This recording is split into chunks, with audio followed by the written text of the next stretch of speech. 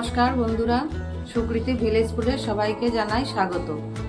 আজকে আমি দেখাবো আপনাদের মাটন তো আমরা অনেকভাবেই খেয়েছি, আজকে দেখাবো কাসেরি। তো বন্ধুরা, আজকে এই মাটনের রেসিপির জন্য আমি প্রথমে কড়াইতে তেল দিয়ে দিলাম।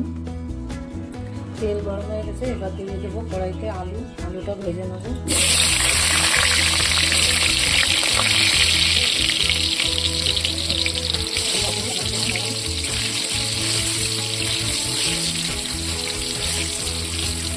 এটা লাল করে ভাজা হয়ে গেছে, এবার আমি তুলে নেব।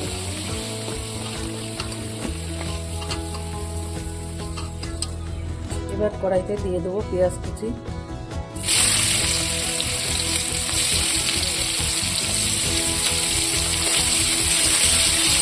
দিয়ে দেবো মাটনের কিছু চর্বি।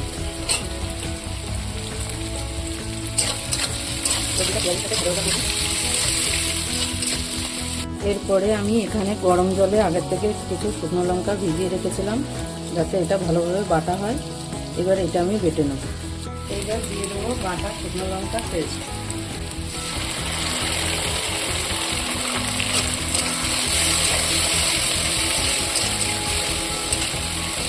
এবার এর সাথে দিয়ে দেবো মাটন।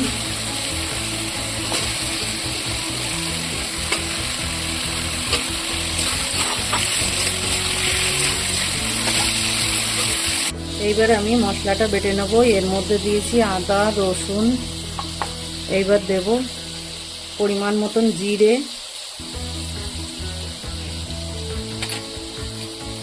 দেব ধনে,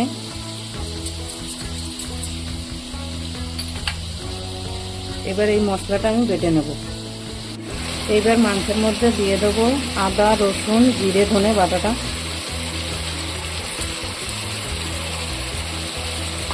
আবার ভালো করে কষাবো।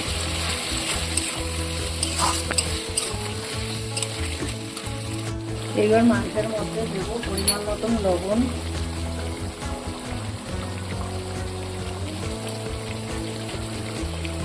পরিমাণ মতন হলুদ,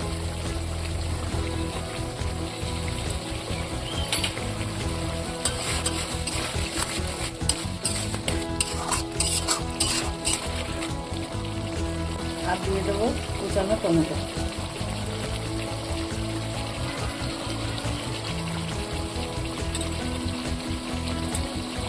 আবার আমি কষাবো।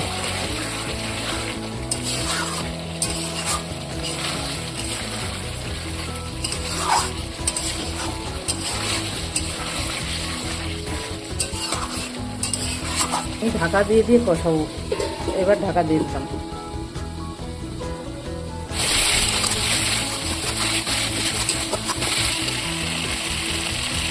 বন্ধুরা, মাংসটা কষানো হয়ে গেছে, দেখছো মাংসর গা দিয়ে তেল ছেড়ে দিয়েছে, তার মানে আমার মাংসটা কষা হয়ে গেছে। এবার আমি গরম জল দিয়ে দেবো এর মধ্যে।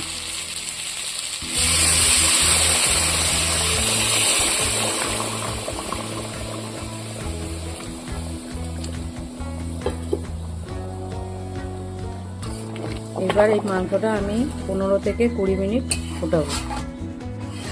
ভেজে রাখা আলুটা এর মধ্যে দিয়ে দেবো।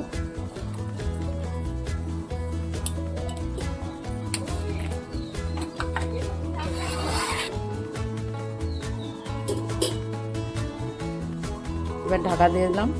গ্যাসটা মিডিয়াম আঁচে করে দেবো। আস্তে আস্তে জাল হবে, মাংসটা নরম হবে। বন্ধুরা, মাটনটা সিদ্ধ হয়ে গেছে। এইবার আমি দিয়ে দেবো একটু গরম মশলা,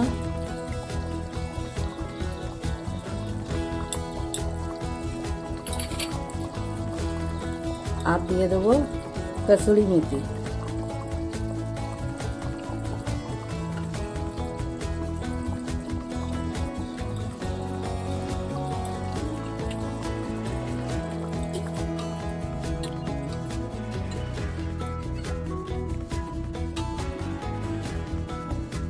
ভিডিওটি তো আপনারা দেখলেন, আপনাদের কেমন লাগলো কমেন্টে জানাবেন এবং আমার চ্যানেলটিকে লাইক শেয়ার সাবস্ক্রাইব করে দেবেন। দেখা হচ্ছে নেক্সট ভিডিওতে।